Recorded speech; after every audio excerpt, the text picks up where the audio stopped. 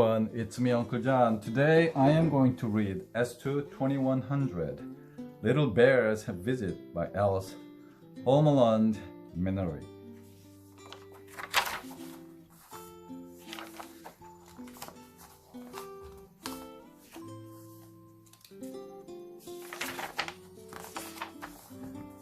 Grandmother and Grandfather Bear. One day, Little Bear came to visit Grandmother and Grandfather in their little house in the woods. This was something Little Bear liked to do.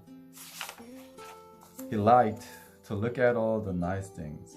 The pictures, Grandmother's flowers, Grandfather's toy goblin that jumped up and down in a jar.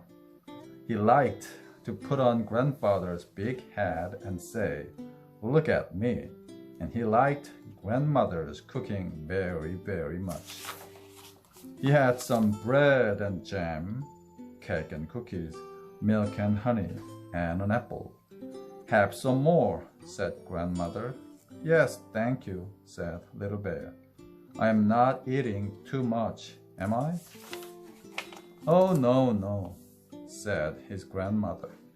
Then Grandfather said to Little Bear, "We will have lots of fun today, you and I." "Yes," said Little Bear, "but Father Bear told me not to make you tired." "Me tired?" said Grandfather. "How can you make me tired? I am never tired." He got up and did a little jig. "Never tired," he said, and sat down. Little Bear laughed and clapped his paws. "Do you know what?"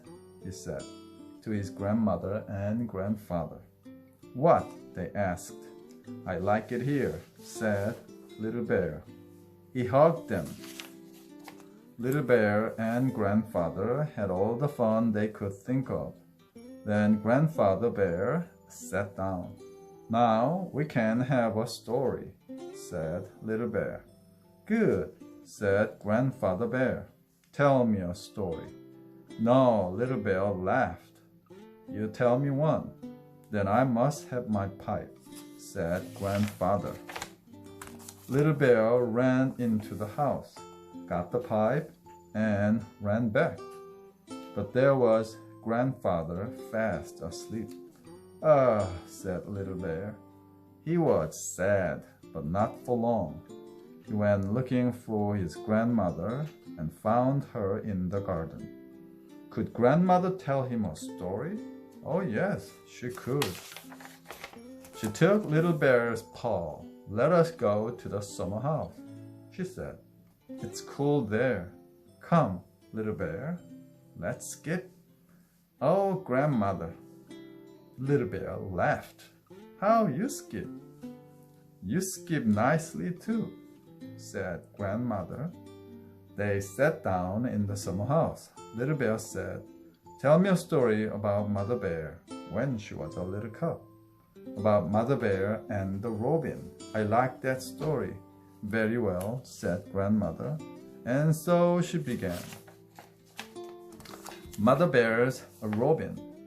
One spring day, when Mother Bear was little, she found the baby robin in the garden. A baby robin, too little to fly. "Oh, how sweet you are," she said. "Where did you come from?" "From my nest," said the robin. "And where's your nest, little robin?" asked Mother Bear. "I think it is up there," said the robin. "No, that was a bluebird's nest. Maybe it's over there," said the robin. "No, that was an oriole's nest."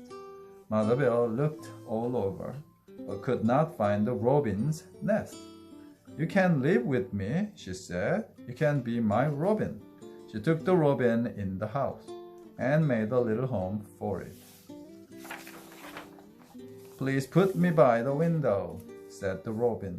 "I like to look out at the trees and the sky." Mother Bear put it by the window. "Oh," said the robin, "it must be fun to fly out there. It'll be fun to fly in here, too," said Mother Bear. The robin ate. It grew. It sang. Soon it could fly. It flew about the house. And that was fun, just as Mother Bear had said. But then one day, it wasn't happy. Mother Bear asked, "Why are you so sad, little Robin?" "I don't know," said the Robin. "My heart is sad." "Sing a song," said Mother Bear. "I cannot," said the Robin. "Fly about the house," said Mother Bear. "I cannot," said the Robin. Mother Bear's eyes filled with tears. She took the Robin out into the garden. "I love you, little Robin," she said, "but I want you to be happy. Fly away if you wish. You are free." The Robin flew far up into the blue sky. It sang a high, sweet song. Then down it came again, right down to Mother Bear. "Do not be sad," said the Robin. "I love you too. I must fly out into the world, but I will come back. Every year I will come back." So Mother Bear kissed the Robin and it flew away. And it came back, grandmother. Didn't it? Oh yes, little bear. It came back. And its children came back. And its children's children. There is one now. "Ah," said little bear. "I would have let the Robin go free too, grandmother." Just as Mother Bear did. "Hooray!" cried the little bear. Here's grandfather." "Then it is coffee time," said grandmother. She ran into the house. Grandfather looked at little bear. Little bear looked at grandfather. They both laughed. "How about a goblin story?" asked the little bear. "Yes, if you will hold my paw," said grandfather. "I will not be scared," said little bear. "No," said grandfather bear, "but I may be scared." "Oh, grandfather, begin the story." So grandfather began. Goblin story. One day, a little goblin went by an old cave. It was old, it was cold, it was dark. And something inside, it went bump. What was that? Bump. "Hoo-hoo," cried the goblin. He got so scared that he jumped right out of his shoes. Then he began to run. Pit-pat, pit-pat, pit-pat. What was that? Something was running after him. Oh my goodness, what could it be? The goblin was too scared to look back. He ran faster than ever. But so did something that went pit-pat, pit-pat, pit-pat. The goblin saw a hole in a tree. He jumped inside to hide. The pit-pat, pit-pat came closer, closer, closer, till it stopped, right by the hole in the tree.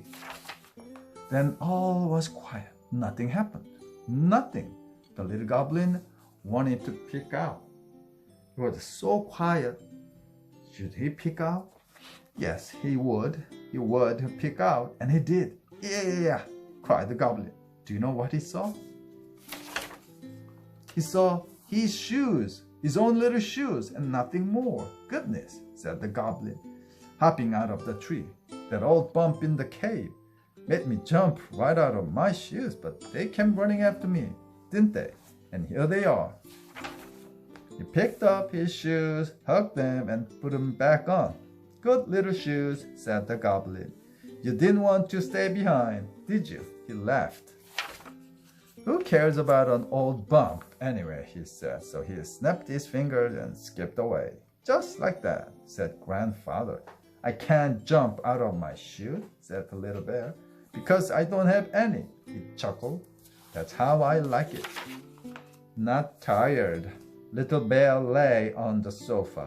He was waiting for Mother Bear and Father Bear to come to take him home. He said to himself, "I'm not tired. I can shut my eyes, but I will not go to sleep. I am not at all tired." He shut his eyes. He heard the door open. He heard Mother and Father Bear say hello to grandmother and grandfather. He heard them come to the sofa, but he did not open his eyes.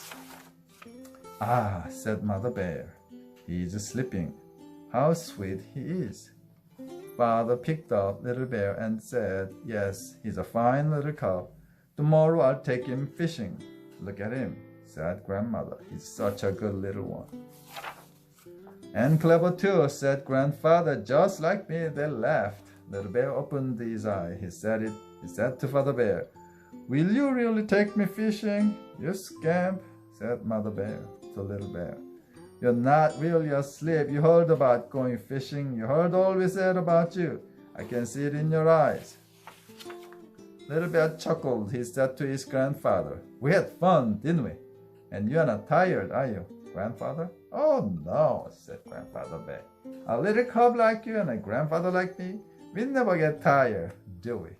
We can sing and dance and run and play all day and never get tired." Little Bear smiled. He was growing sleepier and sleepier. Grandfather Bear went on. Yes. We can have many good times, you and I. But we never get tired. You're not tired, are you, Little Bear?" "Little Bear," said Grandfather, "are you tired?" Little Bear was not tired, no. Little Bear was fast asleep. The end.